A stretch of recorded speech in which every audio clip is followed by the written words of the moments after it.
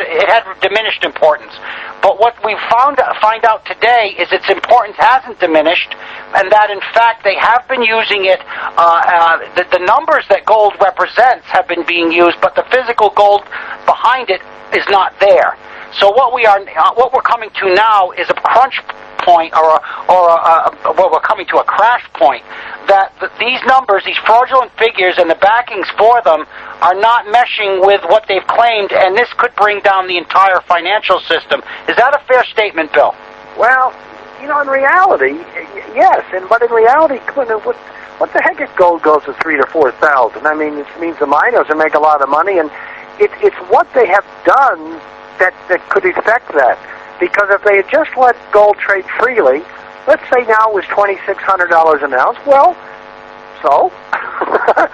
But it would have done a lot of things to prevent things, but it would have been a free price. Of what they've done by suppressing it, now when it blows up, just as our financial system is in the deepest of trouble and trying to recover, and that's a whole different subject, but if gold explodes now, yes, it's what could happen, and they did it. It didn't have to be that way.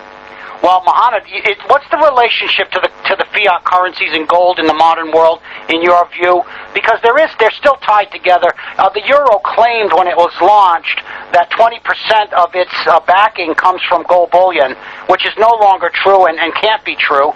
So they said it's a pseudo type gold-backed currency, which tried to give it some early legitimacy. Then we have the Swissy over there, which they're sitting on top of huge pots of gold, and no one really knows how much they've got in relation to their currency. What is that relationship in this modern paradigm? Well, I think one of the reasons for the disconnects which Bill is talking about was an attempt by the architects of fiat currencies to try and shore up the idea of fiat currencies, because when they discovered that they were able to issue paper with absolutely nothing behind it whatsoever, it was like having Christmas every day.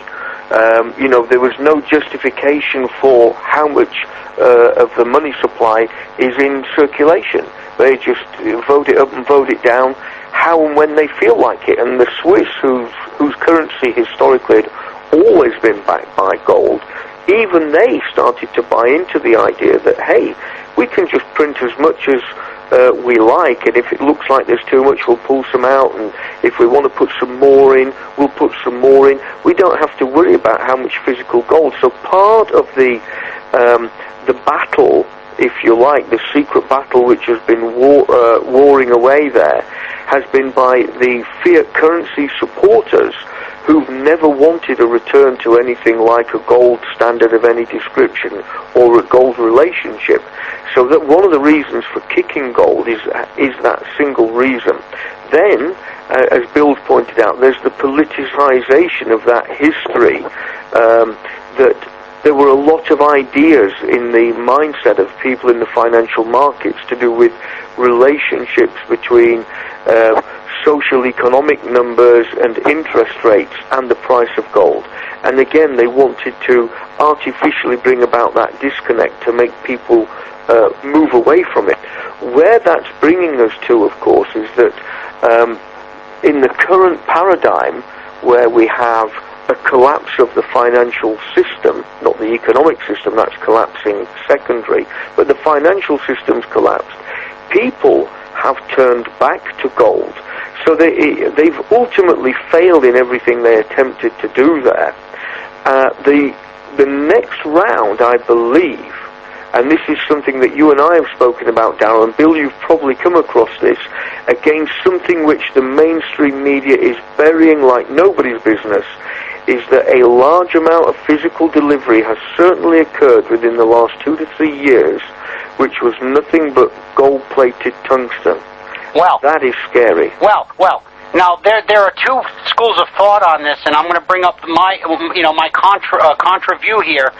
It could have been that they produced 1,000 of those bars and pushed them around so that would scare any big investor from wanting to buy it.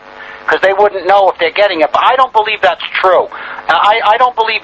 See, if I'm taking delivery of a 400-ounce bar of gold, I would get the thing tested. I'd have a core drilled, or I'd have. I mean, we're talking about too much money here, and to get a sovereign government to take delivery, China, or for instance, and them not putting a drill bit right into the center of it and pulling a plug out of it and saying, wait a minute, I can only go down 1/8 of an inch and I'm hitting something too hard to drill through. It doesn't make any sense to me. And of course they've got testing equipment today that would indicate to them electronically that they weren't dealing with gold, but rather some other combined metal. And so the point is it could have been used in the marketplace as a way of frightening the public away from even wanting to buy the precious metal. So I'm not entirely sold on the idea that there's 1,000 or 1,000,000 or how many bars of this tungsten gold, although we have seen it crop up on the marketplace. Bill, do you have any knowledge of these tungsten bars? No, I've heard about it, of course, and you know that we have so much to get into, and our story is so wild, and it's so much all the stuff that you and Muhammad are talking about that it's so incredible that we don't need to go there. And it's like I'll leave that for someone else to prove it. I mean, I've heard about it. I know there's an investigation in Hong Kong about it, but I don't know much more. I just know that what we have to offer right now in 11 years worth of stringing together evidence of this gold price suppression scheme is exciting, as can be, and just for people to get a handle on that is a whole lot.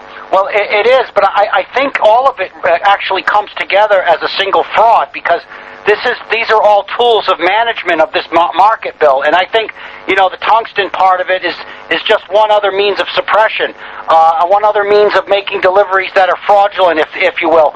So basically, yeah, but I don't know if that's a fact. I mean, I've heard all about this quite a bit, and it just very well could be. It's just the stuff that we're coming out is we know. So that's the reason I don't go there. I'm not saying it's not true. Yeah. I'm just saying we don't have the evidence like we have in all this other stuff we've been talking about. Well, exactly. Now Muhammad, when it comes to what we got coming up here, it's not making it into your London press. The Guardian hasn't touched it. The Independent's not touching it. The Times isn't picking it up. I don't think the FT has picked it up either, or La Tribune here in France. Now, you did mention, Bill, the Wall Street Journal has actually shown some interest.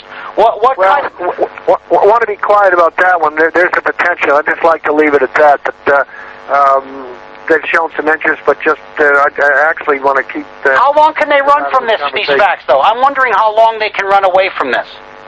Well, the FT has mentioned got it twice. But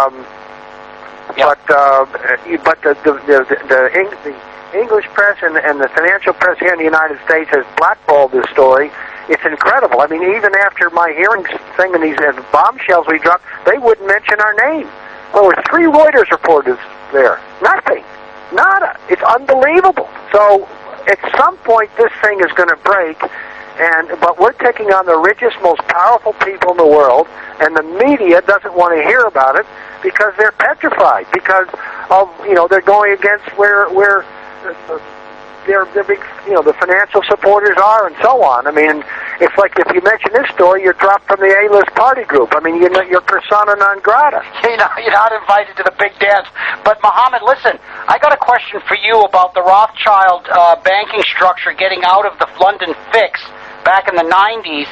And this was well into the fraud stage. According to what Bill's saying, they were well on their way to double billing and triple booking these assets already when he got out.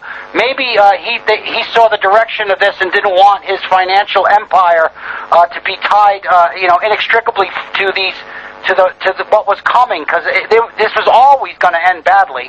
What's your take on that? Well, it's not that he saw the direction, he made the direction, Darrell. One of the things to realize is that when gold was at its peak of around $800 in the early to mid 1980s, we changed the way in which physical pricing occurred in London from being an open market, and the argument was made through my favourite term, plausible discourse.